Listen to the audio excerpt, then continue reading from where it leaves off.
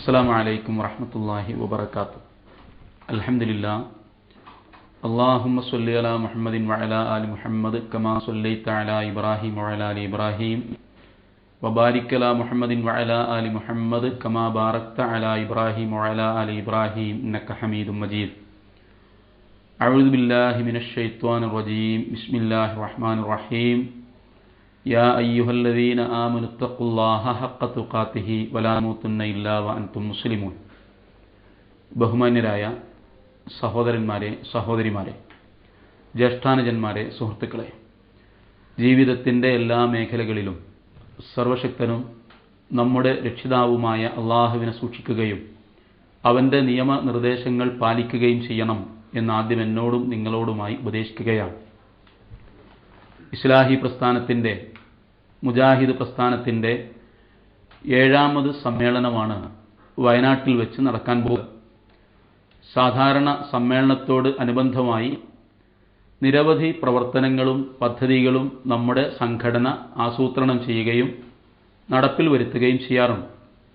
അതിലേറ്റവും പ്രധാനപ്പെട്ടതാണ് ഈ സംഘടന ഉൾക്കൊള്ളുന്ന ആശയത്തിൻ്റെ പ്രചരണതലം നാട്ടിൻ്റെ എല്ലാ ഭാഗങ്ങളിലും എത്തിക്കുകയും ഇസ്ലാഹി പ്രസ്ഥാനം ഊന്നൽ നൽകുന്ന ആശയത്തിലേക്ക് എല്ലാ മതവിഭാഗങ്ങളിൽപ്പെട്ട നല്ലവരായ സഹോദരന്മാരെയും ക്ഷണിക്കുകയും വിവരം അവരെ അറിയിക്കുകയും ചെയ്യുക എന്നത്.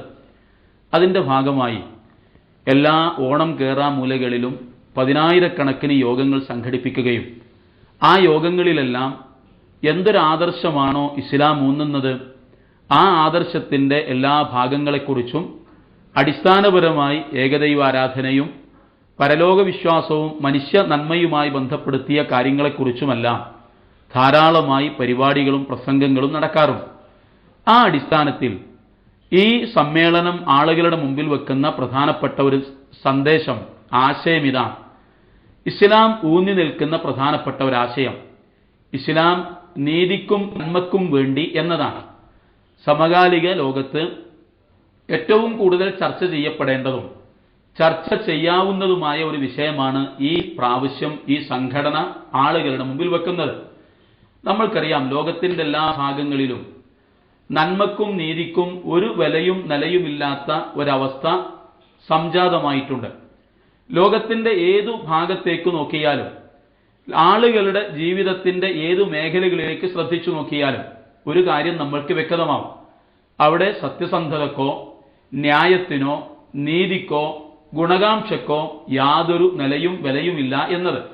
നേരെ മറിച്ച് ഏതെല്ലാം മേഖലകളുണ്ടോ മനുഷ്യൻ പെരുമാറുന്ന, മനുഷ്യൻ ഇടപെടുന്ന ഏതെല്ലാം മേഖലകളുണ്ടോ ആ മേഖലകളിലെല്ലാം സർവത്ര അനീതിയും അഴിമതിയും അധാർമികതയും നിറഞ്ഞാടുന്ന ഒരു ചിത്രമാണ് നാം നമ്മുടെ സംഭവ ലോകത്ത് കണ്ടുകൊണ്ടിരിക്കുന്നത്.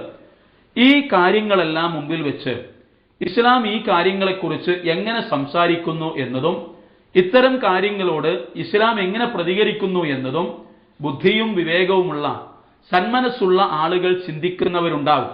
ആ ആളുകൾക്ക് വേണ്ടിയാണ് ചില കാര്യങ്ങൾ ഞങ്ങൾ പറയുന്നത്. ഇസ്ലാഹി പ്രസ്ഥാനത്തിന്റെ ആദർശം അറിയാത്ത ആരും കേരളക്കരയിൽ ഉണ്ടാവുകയില്ല എന്നത് ഒരു അതിശയോക്തിയല്ല. നേരെ മറിച്ച് എല്ലാവർക്കും അറിയാം. ഊന്നൽ നൽകുന്ന കാര്യം ഇതാണ്: ഈ ജീവിതത്തിന് ശേഷം ഒരു ജീവിതമുണ്ട്.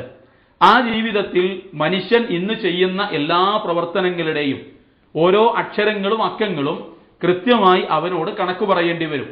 അതുകൊണ്ട് തന്നെ ആ ധാരണ, ആ വിശ്വാസം മുമ്പിൽ വെച്ച് വിശ്വാസികളായ ആളുകളോട് ഖുർആൻ പറയുന്നത് ഇതാ, നിങ്ങൾക്ക് ആ പരലോകമൊരുക്കുന്ന തമ്പുരാൻ, അവൻ മാത്രമേ നിങ്ങൾക്ക് ആരാധ്യനായിട്ടുള്ളൂ.